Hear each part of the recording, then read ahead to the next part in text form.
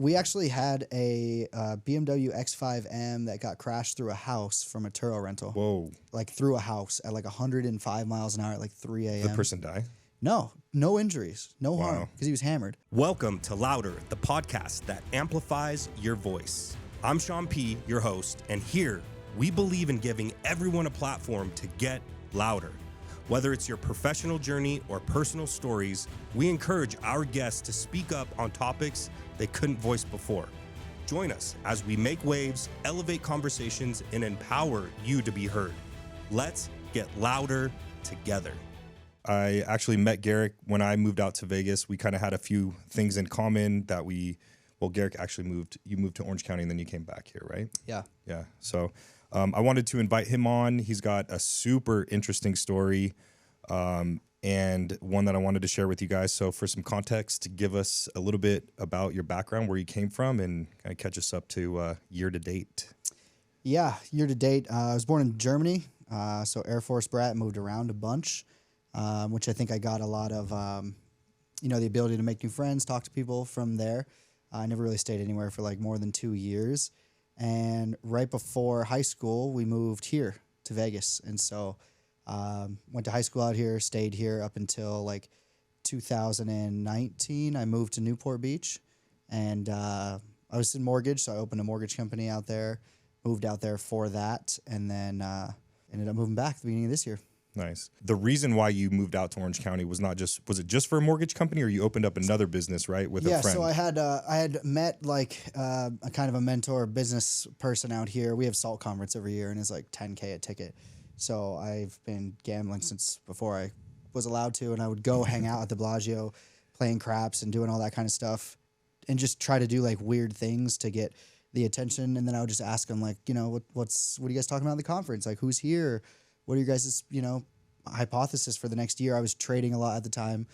So when I was like 18, 19, 20, I grew up racing cars professionally, and I was like just day trading and just spending the money straight off a TD Ameritrade debit card. So I got a fat tax bill that I didn't know that they could track. So I was like, I spent it the day that I got it. There's no way that you have to pay taxes on it, but you do. So I was just, doing my thing, and I was selling cars at the time, went into car finance, and I'd got a job, and the owner of that company was out of Canada, and it was a sales job for a tech startup in the mortgage industry. And so I started working there. I kind of, started to get to know the owner.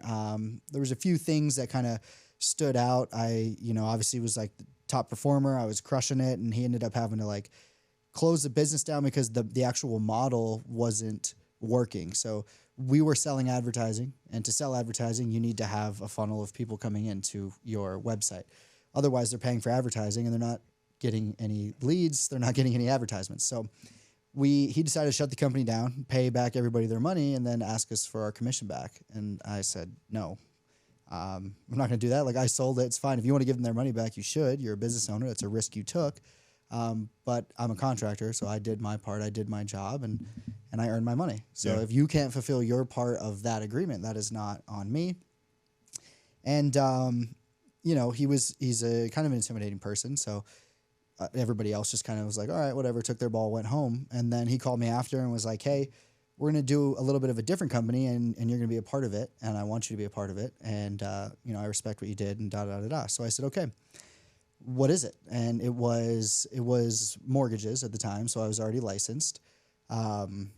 And we originally started it out here in Vegas, and it was just a mortgage technology company designed to collect documents. So like whenever you get a mortgage, whenever you get insurance, whenever you get anything, the most annoying part is the document collection. Yeah, and a lot of that stuff lives digitally and can be updated automatically.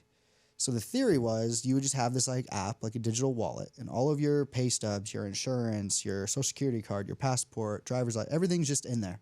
And when it renews in there. So when you want to get a loan, you just send that information right over to the bank digitally, and you're good to go.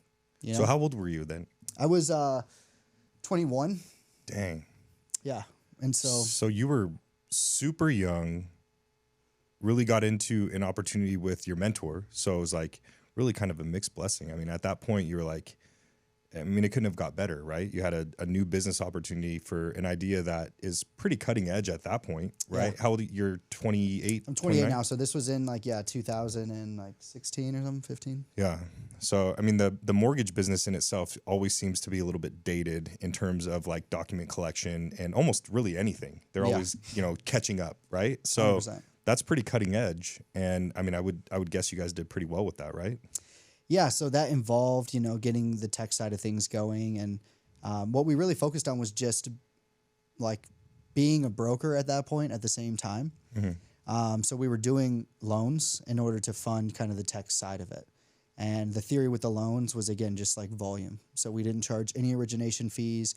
We didn't charge any discount points. It was just like a bare bones. We didn't take a large commission from the bank either. So we had very competitive rates. And it was just solely based on volume while we're building this technology. So as a broker, we were using this app that we were developing to collect docs and use that for test data, get it to read Schedule C income. So let's just say you're a borrower, you have a tax return, you could scan it with your phone like a check, and it would derive the income we needed based on the boxes, like line 31, Schedule C income, all that kind of stuff. Because it's all the line items are pretty much all the same, right? Exactly. Yeah. So that's programmable data. So we were able to use optical character recognition and program that to be found. And our biggest hurdle that still is yet to be overcome was the governing body, like mortgages themselves, like the MLD, the NMLS, like they're so archaic. The people and the companies, 100% on board. The lenders, 100% on board, but they're like, oh, like it won't pass any compliance, and they just wouldn't do it. There wasn't an avenue for money for them. Exactly. Yeah, makes to sense. change. So they're like, no. I remember conversating with one of the people, and she's like, well, if they do that digitally, they could edit it. I'm like, wait, you know how easy it is for me to edit a PDF of like a tax return? Yeah. Like this comes straight from the IRS, straight to you guys. There's no third party. The consumer doesn't touch it. I don't touch it. Yeah. It's basically bulletproof. So yeah, and you could pretty much show like an authentication stream, kind of like DocuSign or anything else, right? With payroll, with paychecks, like for any major company, it's all digital, so it's very easy to access that. So how big did you guys grow that company? Like, kind of walk us through that and anything else that you had going on at the time. Yeah, so we grew that company. So I moved out there I had zero idea. I'd never been there. Packed up. I had a BMW 3 Series at the time. Was it white? No. Right. It was a 335 IS. It was a 2012. It was black with a red interior, and I loved it. Solid. It didn't fit half my shit though. But so I packed it up and drove to an apartment, which he had leased. I was responsible for like $2,000 a month of it. It was a 2-bedroom apartment because he lived in Canada primarily, and we got a WeWork. And I just kind of started to figure it out. We had one other employee who was like an operations guy who I knew out here, and he had moved there. And I started to figure it out, like build out, the CRM, connect with, we used HubSpot and integrations through Zapier to figure out like how leads are going to come in, where are we going to get leads from, how are we going to pay processors, what do we expect from salespeople as far as calls daily, weekly, monthly, what do schedules look like, what does commission look like, and I got to build all of that out with really no like guardrails. It was just like, we got to make money somehow. I made $60K a year on salary, which is like nothing in California. So, and I don't come from any money. I didn't get anything. So I was just, but for me, I was living the dream. I was like, always wanted to move out to Newport. I'm living in this apartment that's like in Irvine, right by South Coast Plaza, which is like nicer than Elysian here at Green Valley, which is where I was at. So I was like totally down 7 days a week. It was just, fun. Like, I didn't have any expenses or girlfriends or pets or kids or anything. Yeah. So it was just like time to get to work. And so we grew that to somewhere like 24, 25 staff. We had like 7 loan officers, processors, lock desk. Like it was a very functional business, and 7 or 8 engineers at the time that were in Canada building out the tech for the mortgage company. Going to mortgage conventions, doing loans, the whole 9, lending tree. And we had a car stolen from our apartment when he was in Canada. And we got it back. It was wrecked, and it like lost a lot of value. It was a Maserati. So then he was like, you know, what do we do to get some money back? I'm like, well, there's this thing called Turo, and like we could maybe rent some cars out and get some cash. And he's like, well, what car do you think would be the best? So I went through and wrote down like on a piece of paper. So on Turo at this time, you could see the car, its daily price, when it was listed, and how many trips it's had. So I could say it's been listed for 3 months and it's had 30 trips. That averages 10 trips a month. You could see the average length of a trip, which on Turo is like 2.5 days. And if it's $50 a day, I could analyze what that car brings in per month. And then I could cross-reference that with the MSRP of the car and or what we could buy it for. And you get a cap rate. Like, what is this car going to give me as far as an ROI? Yeah. And I did that for just all the cars on Turo on this piece of paper that I still have somewhere. And so you guys had multiple cars at that point already? No cars at no that cars point. yet. This was just an idea. Okay. And I was trying to prove the concept. Like, that's kind of how he was. Like, well, I mean, if it makes money, I don't care. Like, how does it make money? Prove it to me. And so I would go prove it. And so it was a Corvette and a Porsche 911. Those were like the two ones with the highest ROI. And ironically, he's like, well, try and find one. I found a Corvette, like Grand Sport, and it was on Auto Trader, private party, and it was sitting in the parking garage that I looked at from my office. Wow. So I called the guy, and I'm like, oh, where are you? And he's like, oh, it's right here. I'm like, I'm literally looking at that parking garage. He's like, oh, yeah, I work there. It's like, California's massive. Yeah. Like, there's so many cars there. And like the one that I was like, this is the best deal, happened to be literally walking distance. So we went and looked at it, and I got a loan for it, and we put it on there, and it started making money.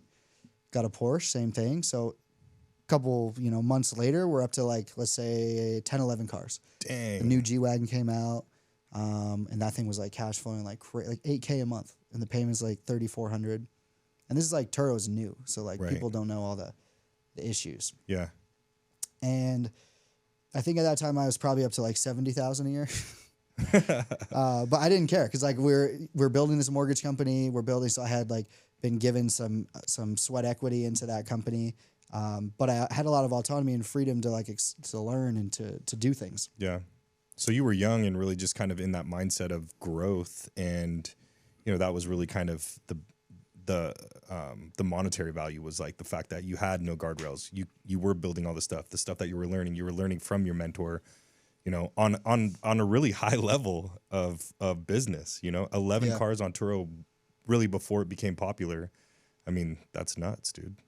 Yeah, like luckily our apartment was literally catty corner from our WeWork, and so I just got extra parking passes at the WeWork to park them, and then I would just go to the car wash and get them washed and like deliver, and then walk back. I would deliver them all at the apartment because I couldn't deliver them at the WeWork, so I just walk for the deliveries and come back and do mortgage just 7 days a week. That was just it.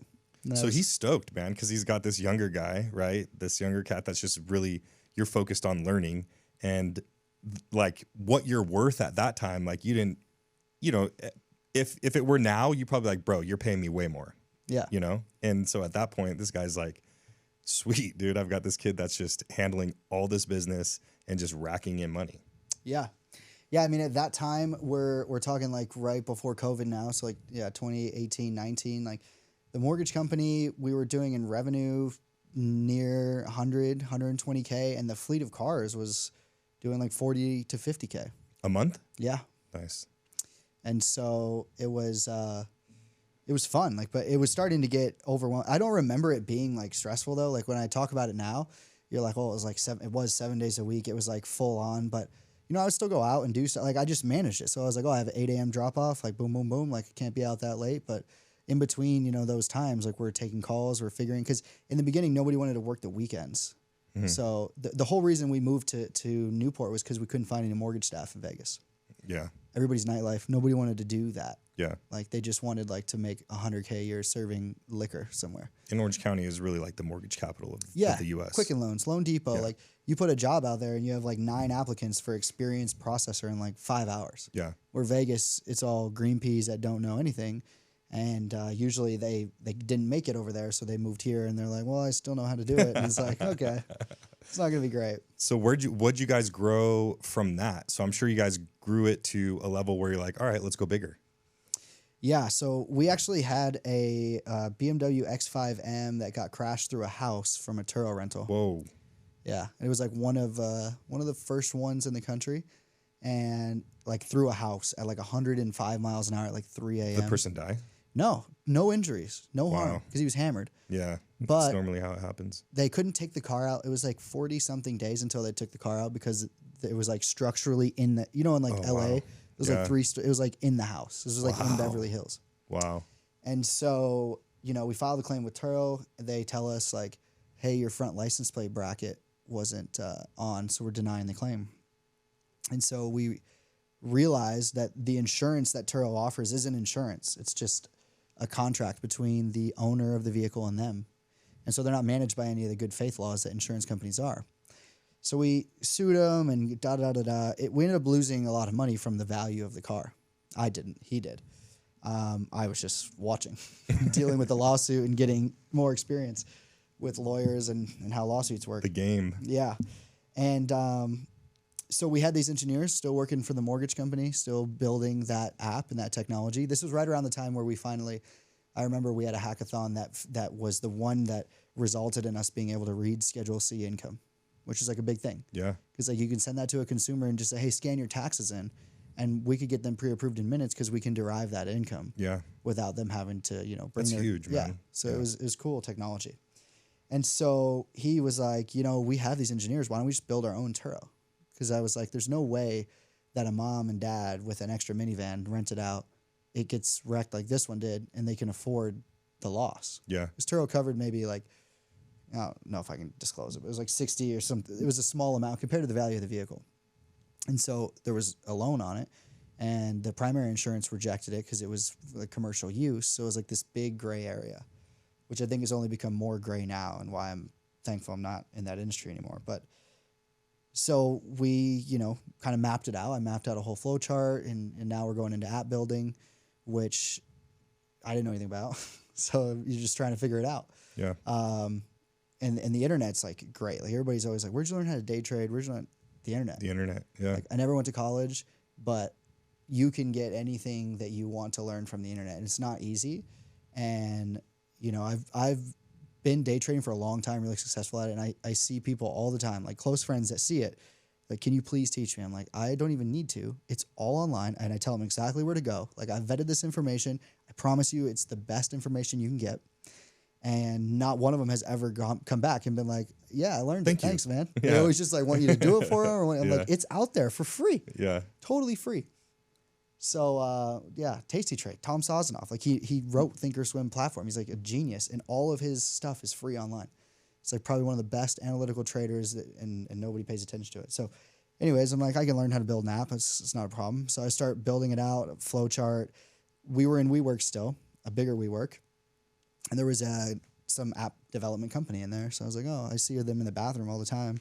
So I met with them and started figuring it out. And like, what do we need? What does this look like? And it was a lot, obviously, for an app. Like there's, all sorts of the way you want the database. Like, what are the functionalities of the app? And when you start thinking about that, like, well, we need, authentication and facial recognition, and we need vehicle databases, and we need, the ability to add or change insurance. We need geolocations. We need the ability to, check in and check out a vehicle, like upload documents, save documents, like all these things that you're just like, wow, it's like a lot for. Yeah.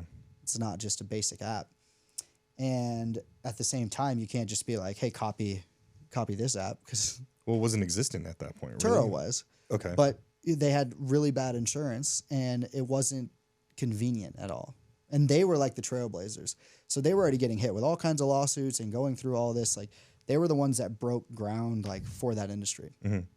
So we were just trying to be more, provide real insurance, which was like our second biggest hurdle. So I thought the app would be the hardest one. So the app starts, getting made. They're going to make a beta version of this app. And at the time, it was called Envy, Drive Envy, ENVE. And it's very similar to the name of a mountain bike wheel company.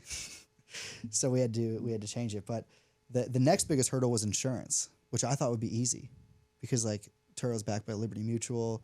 I'm like, I'll call somebody's gonna want this. And I called everybody, and everybody said no. And could you imagine nowadays trying to maneuver the insurance stuff with how insurance now is ridiculous. Whether it's home insurance, auto insurance, it doesn't. I mean, it's tight. I mean, this was in 2019, so this wasn't that long ago. Yeah. And everybody just told me no. And I'm like calling LinkedIn. I'm like doing like, I like to think that I can execute and get whatever I want. And this was like like nobody was giving me even the time of day. And it's hard to get like in-person meetings and do this stuff. And so I ended up like getting this lady on the phone. Is Nancy or Susan Crum and Forrester? And she's just like, no, we don't do that. And I'm like, no, I know you don't, but like, just can you ask somebody? Like, ask your boss. Just ask anybody. Just explain to them what I just told you and just ask them. And she's like, okay, I will. And like, I guess she was the secretary for like the CEO of Crum and Forrester. And this guy loved it. He's like 100%. Like, I've been looking to get out of space. I think it's the next thing.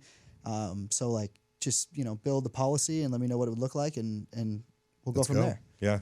I'm like, build the policy. Like, aren't you supposed to? I'm not the insurance company. So I'll never forget. I was at home and I don't think the lockdown had started yet. It's still 2019. And I'm just like building a spreadsheet, trying to like build out insurance and what that looks like. And you know, like what Turo's charging and you know this level of service they're giving. So it's like, okay, I can provide more value than that. So I can, you know, probably charge more than that. But like you're building this think about all the different vehicle classes, all the different people, all the different places, like 50 states, all the different insurance laws. And so I built it on a Google Sheet and I sent it in and he just said yes. And I was like, shit, is it too much? Like, are we not? Because we had a split for us. So if you're a host and you're putting your car in there, you would choose a package and you would have a deductible associated with that package. Mm-hmm. So you could keep more of your revenue and have a higher deductible, or keep less of your revenue and have a lower deductible. So you choose that. I'm a renter. I do the same thing. I choose a package that is either going to cost me less but have a higher deductible, or cost me more and have a lower deductible. Got it. So I'm building like two components and trying to calculate the revenue. So I made like 100 vehicles that were like constants and would run them through these different scenarios to figure out like what the profit is. And I'm like Googling like, what's the average profit margin in the insurance industry? And like, let's see if I can, you know, help this guy out. Like, I didn't know what he was looking for. I had like no metrics of like, I don't know how they calculate insurance. Like, I'm not an actuary to be like, oh, if we make 8% on whatever they do, I don't even know. I still don't know to this day, but it worked and we got it. And we put the policy together, went live with the app, and we had, like over 2,000 cars like come on the app. And then COVID happened. And everybody thought the mortgage industry was just like dead. And it didn't die. It did for a bit there. Everybody was like on lockdown for 2 weeks and then 4 weeks. And title companies were like, we can't do appraisals and we can't do closings. Yeah, I remember that. Yeah. It was like nuts. A standstill. Yeah. So the app got built, you guys rolled it out. How much was it doing in revenue? Like, were you guys doing really well with it? So the app, it was doing a couple of trips a day. I would say at the peak, it wasn't doing more than maybe 40 or 50K a month, but it had a lot of expenses because at this time we had 13 engineers. Wow. That are expensive. So explain like the pinnacle of where you guys were before we get into the unraveling of what you found out and the direction that unfortunately this went. Yeah. So my mentor, business partner at the time, brought in some really great people. We had a lot of really good people at the car company that were, our COOs, our, operations, people with a lot of really good vision, in order to, take it to all 50 states. We were in all 50 states, a lot of compliance things. So like it had a really good vision, and, we had a lot of VCs that were interested. We had a lot of technology in the works, like damage AI, so you could digitally self-check in and check out a vehicle without having to meet the person there. And similar to scanning a check, you'd scan the vehicle, and it would be able to depict damage that was there now that wasn't there before, which involved like a lot of like storing data on a cloud, like with a neural net and stuff, which was really cool. Like I love that stuff, was really cool. Yeah. And we got invited to be top 100 startups in the world into the World Web Summit in Portugal. Dang. Yeah. Yeah. So that had to have been the pinnacle at that. I mean, at that point, you're like, oh my gosh, dude. Yeah, like, there was where is talks of, this like, going? yeah. Where is this going?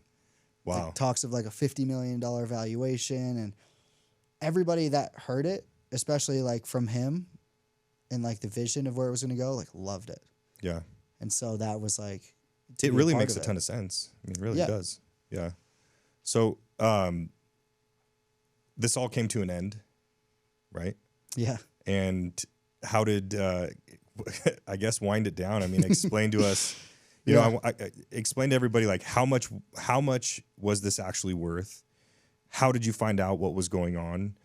And, you know, really kind of bring us up to date now, you know, as to, I mean, really, I mean, the way that you're explaining it, you're a young man, you know, really at that point, you know, 21 through 25, you know, you're in search of who you are, you know, personally in the business world.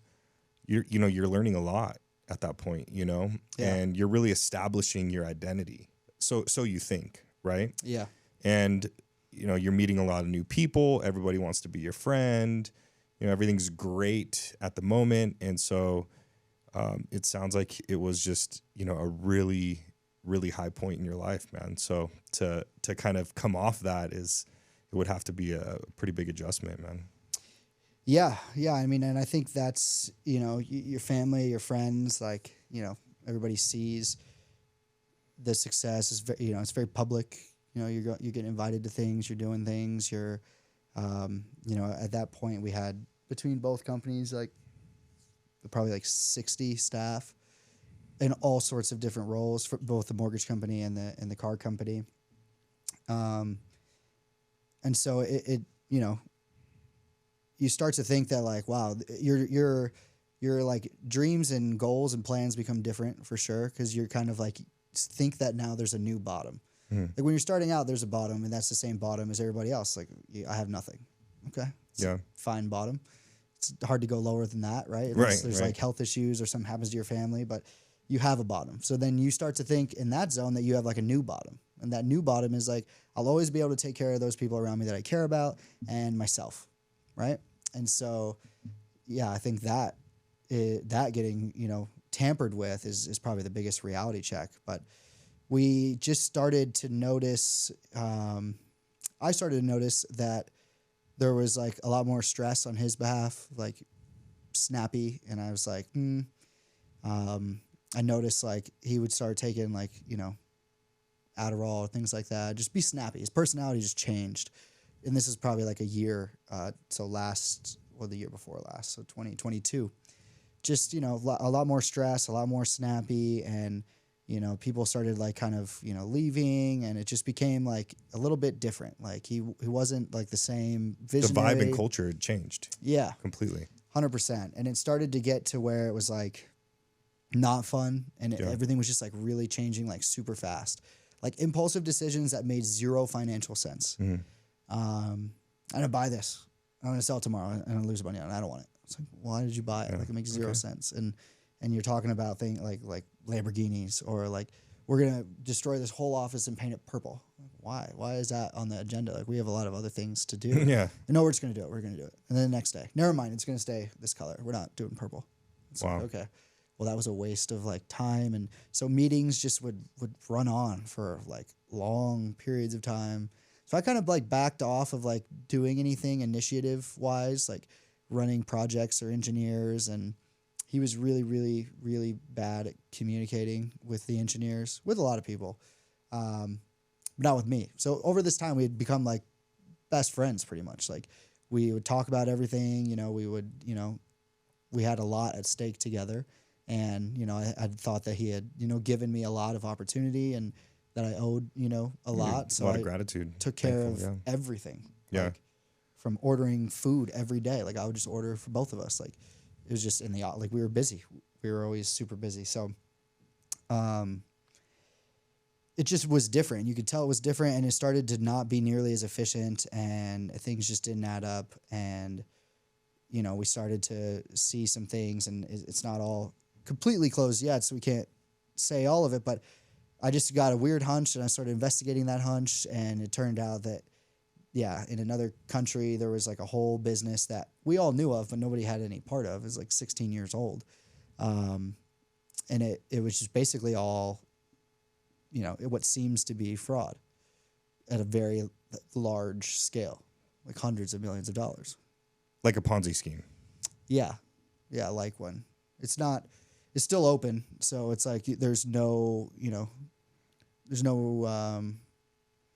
definitive results on that. It's all speculation. But yeah, a lot of unanswered questions, things that I couldn't get answered, and a lot of people couldn't get answered. So a lot of us made the decision to like leave and kind of jump ship after consulting, lots of lawyers and different things. But me leaving was probably the hardest thing because I was out of everyone that was leaving, the most integral part, and I was the one that brought them there. So these are friends of mine that over the years I had, either brought on to work or brought over from other industries that I trusted and knew, with, the expectation that like, hey, we're going to be a part of this. So you had like friends, family, people like invested in the companies? Like did they invest money? A few of them did, but most of them just time. Yeah. And like, cause they were all my age. Mm-hmm. So it's like when you're 24, 25 years old, and it's like, hey, we need somebody that's going to do this or run like the compliance department or insurance or whatever. And you have these people that are, doing that for Salesforce. It's like, hey, come over here, bro. Like, did it? Like, we can, a lot of opportunity here. It's going to be great. But that's amazing, man. I mean, especially as a young person, like for you to be able to pass out opportunity to people that you care about, like that's everything, bro. Like that had to have felt great at that point in your life, So to have to kind of walk that back and not really have answers as to what was going on, Yeah. And with you being tied in with your mentor so close, it almost seems like if I'm just listening to this story, it's like, it almost seems like, well, of course you knew about, like you were involved, right? Yeah. And so I'm sure you had a lot of people looking at you, pointing fingers at you, asking you questions, and you're like, I have no fucking clue what's going on, So, I mean, was that the case? I'm just kind of speculating a little bit, Yeah, no, 1,000%. And so it was, which it's like to the first part. Yes, it was super fun. And, I would like to think I was the most present in the offices every single day. And I would like to think that I was, close and friends with every single person there. And I don't think that anybody would have anything bad to say about me, other than maybe some people thinking I'm cocky or have an ego, but that's just. Some people don't realize confidence, So, but I would I would think that I treated everybody extremely fairly, and I never, I was always kind of like the liaison of communication between him and between everybody else. And yeah, so all that happens, and then all these lawsuits start flying as soon as we leave, like within a month or two, at a very high level, and this Reddit page starts. And there's like 2,000 people in this Reddit page. Holy shit! And it's dude. like growing. Reddit's like. I mean, that's like hell on earth. Yeah, dude. I mean, like once something gets on there, it's like it'll feed itself, and it won't stop ever. Really. I mean, it will never stop. So, I mean, since the Reddit page is public, I mean, anybody could go on there and see, the conversation, what was going on there. Yeah. I mean, do you want to share anything that like was on there? Like, were people? Yeah, I mean, it was so you're the best friend, and when things are good, right? But if things go bad and you're on the other end, you also become the enemy number one. Yeah, because who has more leverage, information, who knows the same people and everything like that. And so, in an effort to kind of combat or clear some of that, I had to talk to certain people or make known certain things to be true that he necessarily didn't want to be true at that time. So I became enemy number one.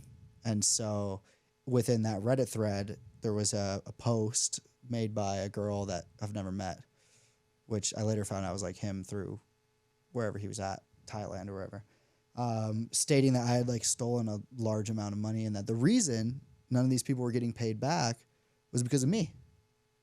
Wow.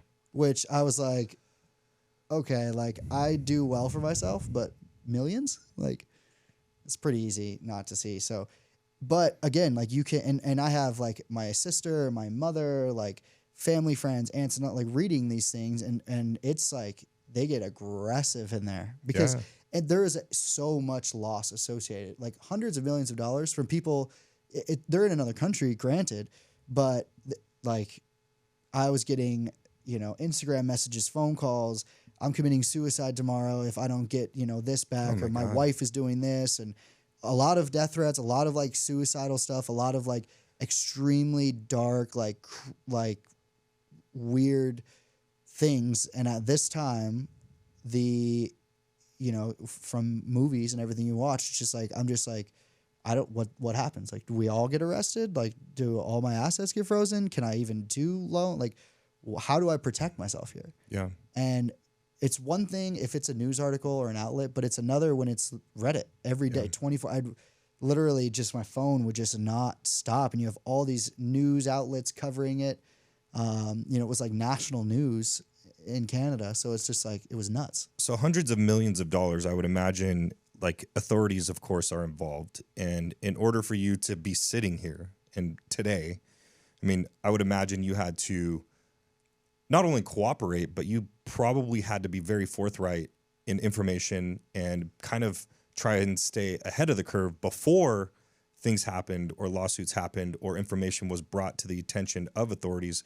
So that way you can make sure that you were keeping clear of all the bullshit to show that you weren't involved. And I'm sure like they didn't just like sit you down and you told them your story and they were like, all right, Garrick, well, thanks so much, bro. I really appreciate you coming in and sharing that. I'm sure they, picked up every stone, looked under everything, and looked at all the shit that you had, right? I mean, if somebody's going to allege that you took millions of dollars and that becomes information that authorities would have, they're going to try and find that. Am I right? I mean, that's... Yeah. And there was a receivership appointed. So there was like a company that's both in Canada and the US that was in charge of like finding those assets and doing all that. And, I spent a lot of time on the phone with all those people, like trying to help, trying to do just really like add some context to it. Cause it's quite unbelievable for a lot of people, everybody involved, family, friends that have known him for even longer than I have. Yeah. And it's like to have this, and then he just, disappears to Thailand allegedly is nuts, right? But so he basically left to allow, for you to bear all the bullshit for the most part. Yeah, there was a few of us, but I think that I definitely got the most flack for sure. And you like, where do you go to ask that? Like, you know what I mean? Like, where do you go? Like, do you just like you can Google lawyers, you could Google it, but they're expensive as shit. And all of their opinions, they're not there to comfort you. They're there to instill fear in you that you need them. So you need to retain me for $10,000, $20,000 so that I can help protect you. But I can't guarantee anything. And I'm like, well, this is not comforting. And it's like, who, like you're like literally the person that I was like trying to get out of those chats. Because at one point I was just like, I can't read this. I can't do it.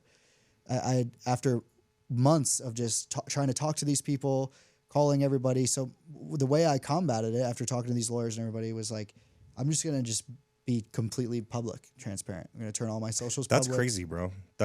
I'm not calling you crazy for doing that, but like, that's not something or an approach that like a guilty person would do at all.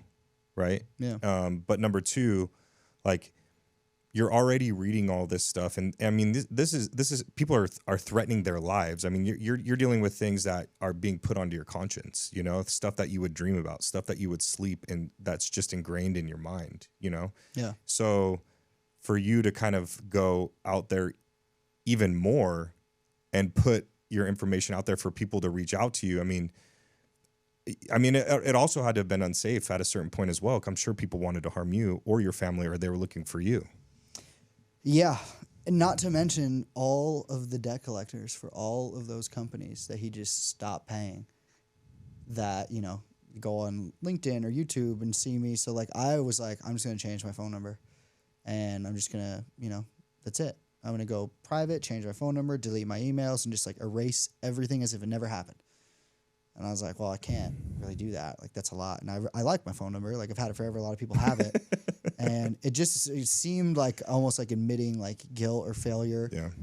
And so I talked to my lawyer about it. I said, well, what could happen? Like, if I'm telling the truth and I'm not lying, what could happen? He's like, well, if you're not lying, like probably nothing. But if you are forgetting about one large deposit that you got from the company 3 years ago, one thing, that's all they're looking for, one thing, then, you know, you're just shooting yourself in the foot and you're not going to have any like defense or anything. And I'm like, I get that.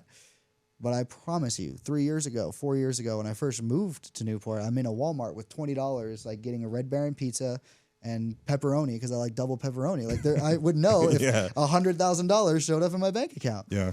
So I was just like, I don't know what else to do. Like I couldn't. There's a certain, like looking back now, it's like, why didn't I just go to work? Like, why didn't I just go do what I'm good at? Like, I'll go find real estate, go wholesale, like go do something to make money instead of panicking and just literally declining to zero money, saving, like nothing. And it's your mindset, your frame of mind. Like it was like a very, very fearful time because it's the fear of like not knowing what's going to happen. Yeah. Because like you just have zero idea. I can't call somebody. It's like, hey, bro, you've been through this. How did it work out for you? Unless I call like, I don't know, whoever. Someone that. Jordan Belfort or somebody. Yeah, right. Like who's like, I don't know. It was just like, it still is surreal. Like it still is like, you know, because I don't know, you know, what happened to him or where he's at or what's going on. And a lot of people don't. There's still a lot of unanswered questions. But it took so long to get through, and I'm not even through it. Like I am, you know, working and like doing my best to like, you know, rebuild and focus to what I know I'm capable of. But yeah, I mean, those are the darkest moments of your life, and you're just like, I don't wish it on anyone, but I'm the most successful people I know who I would rely on to be like, what do I do? Like, what do I do? Like, I'm down to, you know, so maybe, you know, $10,000, $20,000, $30,000 in my bank account, and I have like nothing to rely on. I don't have anybody else. Like, I maybe sell a car, maybe sell a watch, and I get a little more runway, but like from where I was at to now, like, and for some reason it just felt like every decision in a way was like admitting failure. Yeah. And you really don't see how many people want you to fail until like you're about to. Yeah. And then they're just like, A, nowhere to be found for any help or advice, but B, literally I remember phone calls with people that I like enjoyed talking to and getting off the phone being like, holy shit, like he doesn't give a shit about me. Like he is just like almost happy that I'm where I'm at. Like, and you just feel it when you talk to them. Their tone, everything's totally different. Yeah, everything's different. Yeah. Totally different. I think that's important for people to understand. And, you know, that's what really touched me when, like, you shared this with me. Because I had known you for a few months, right? And we'd never got into your backstory or where you came from. I just, you know, we had something in common that we were both back here in Vegas building business. You know, we didn't have a lot of backstory to that. And when you shared that with me, I remember exactly where I was. I was sitting in my car. And, you know, it reminded me a lot of, you know, what I went through in a different aspect of life. But the point that, like, what I heard the sincerity in your voice. And what really got me was at one point, like, you had this established, built identity as a young man, you know, and that was completely taken away from you, you know. On top of that, you're getting threats from people that, like, so you're really like, people are ripping out your soul, you know, and you didn't have any answers for yourself at that moment. And now here you are, you know, everybody's watching you climb and they're like, yay, way to go, Garrick. You're doing so good. Like, hey, can we be your friend? Can we go? Can we go? Can we do this? Like, that's so cool. And then now on the way down, just as, you know, it happens, everybody's gone. It's quiet. You know, everyone's your enemy.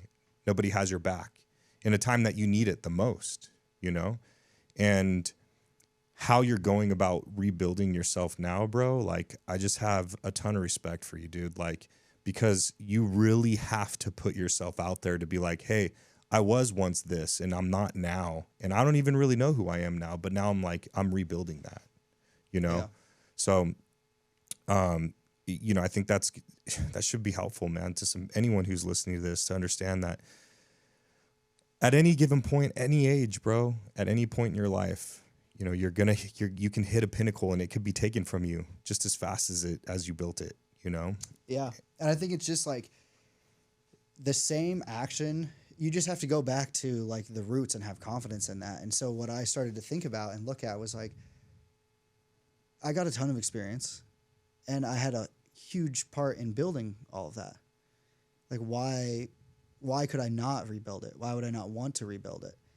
And even then, so that's just, it's a daily thing. Like there was times where I was just like, I don't even want to get to bed. I don't want to look at my phone. Like, you know, and then what do? Like we're in Vegas, like friends invite you out, you go out, you get hammered. Next day you wake up, like, even worse. Like, oh my God, why did I do that? Like what? Like, and then you're still, you know, spending money out at a club or whatever to try and, you know, act like you're not, you're numbing everything, going to zero and your whole life's imploding. And so you make those little decisions of progress or to do something. And then even then, you know, maybe a month or two ago, I was driving down the 215 passing Flamingo and I was just like, I just had a weird feeling because I have these dreams all the time where like I get it all built back up to where I'm like, all right, I'm comfortable again. Let's start a relationship and like, let's be an adult. Right. And then it all comes back. And like he just comes out from somewhere and then I'm stuck back in, I don't know, some court case or trial and they freeze everything and I can't practice mortgage and like it's just all back to zero.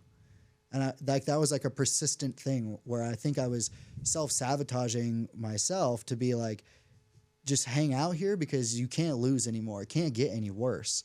So like just hang out really close to failure until you're like the coast is clear. Yeah. Right. But what if that's 2, 3, 5? What if it's never clear? Yeah. Years down the road. And so I just had to accept like, you know what? I'm just, and one thing that every single person that is successful to me is like, I would switch places with them. Like I respect them in business and in life and like, you know, they're doing it. They didn't even bat an eye. Like, oh, it'll get worse. I'm like, what? Like, no, it's pretty bad right now. Like, oh, you'll be fine. 100%. I know you'll be fine, but it'll get worse. And I'm like, all right, well, like, what do you like? And they've all been through something similar and or worse. And you just rebuild and you just get comfortable almost with that like failure. And your confidence is that you can rebuild it and then it doesn't matter. And you know what I like? Just like the first failure. Yeah, for sure, dude. You know, what I like to think that is you, each and every time you get to rebuild your circle and the people that you let around you, you know, and that's really what's important. I talk about that all the freaking time, dude. And, you know, to relate to what you're saying, like, you know, through my experience that I went through with my kids, I had to shut a lot of stuff down, even professionally. And it got to a point where like I was actually becoming that loser.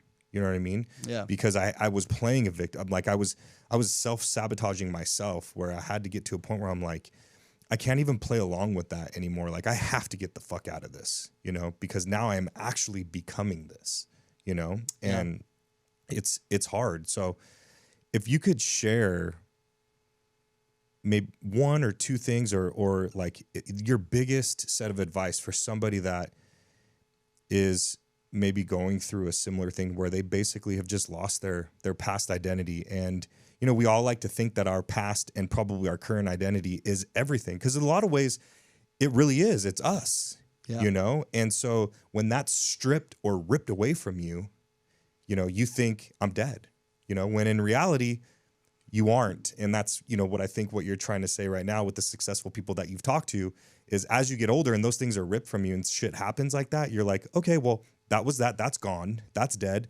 Time. I wonder what the next cool thing is, you know, let's keep going, you know? So what would you say to somebody going through something like that and just feeling like their identity is gone? Everything they built was gone.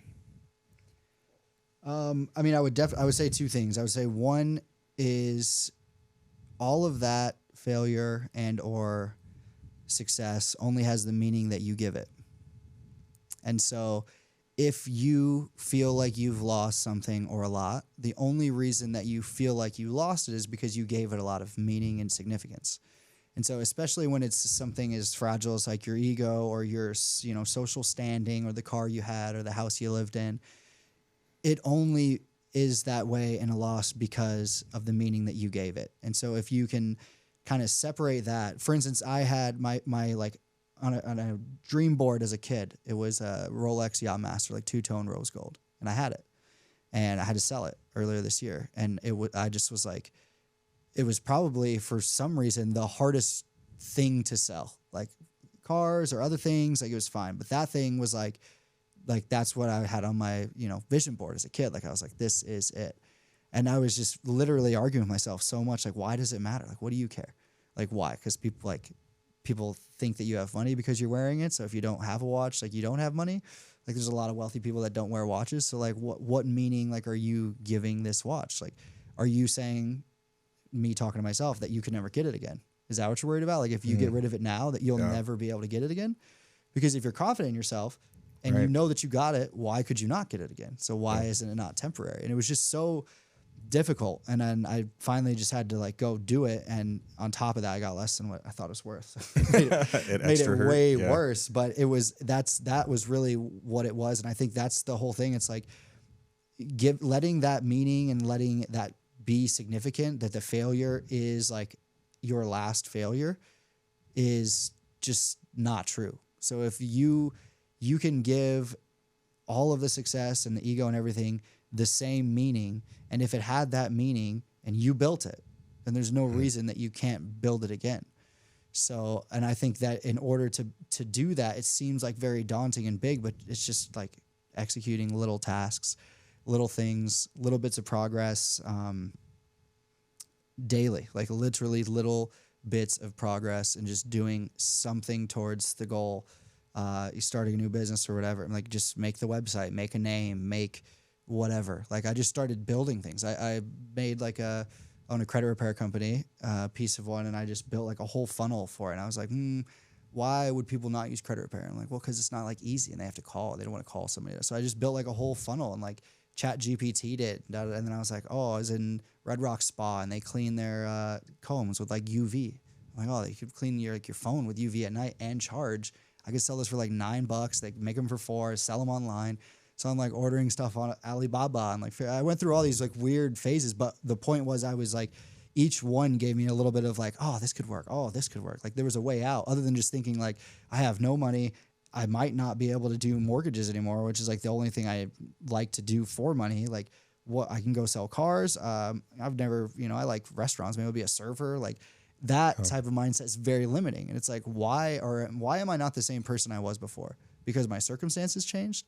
And like, what is suffering? It's like, well, suffering is if I believe that my blueprint for life doesn't match my current life, my expectations for it. So what do I have to change? Well, I either change my expectations or I change my blueprint for it. Yeah. And it's the blueprint doesn't need to change. The end result doesn't. My goal to have the attributes that I liked from that. Because there's a lot of things like you're saying in that time of success that I don't want back. Yeah. That I don't want to get back to that way.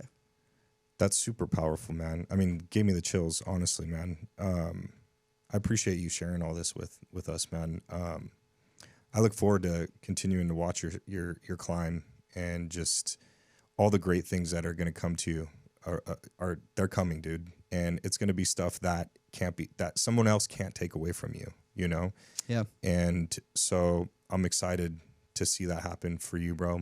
I thank you for coming on. Before I let you go, or before we cut off,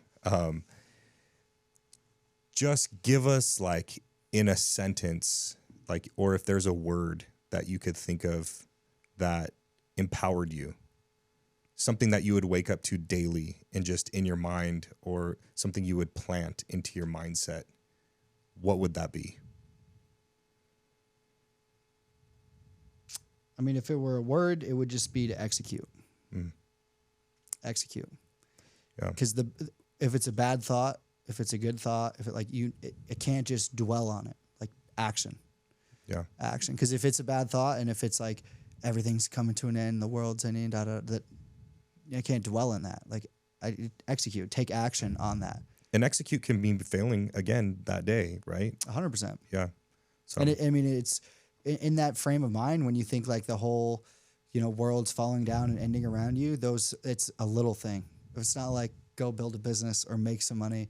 It's like go for a walk, like set a goal and just accomplish the goal. Keep moving. And just calm yourself, like zoom out. Like when you're on Google Maps and you zoom in and you can like see a street corner, it might be a really ghetto street corner. Like you zoom out a bit and you're like, oh, it's like Las Vegas. That's a nice place. And you keep zooming out. You're like, oh, it's the United States. That's a nice place. Like zoom out. Like that's the thing is like you get so caught up and then all of a sudden you start thinking like, what actually matters? And like for me, it was like, my mom and dad and my, my family, my friends. And I'm like, they're not going anywhere. They don't hate me.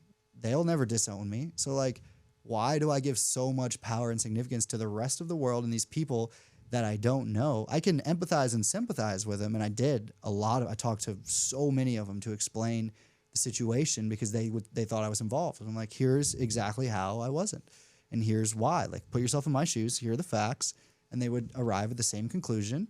And then slowly I started they would defend me in the Reddit, and then slowly it started to change to where it's like now it's like okay, there's enough people that know. But I mean, I put like a Google Meet link. I would have like 15-minute meetings that would turn into hour meetings all day, every day. I was just on the phone with these people. I had no idea who they were that hated me at the beginning of the phone call.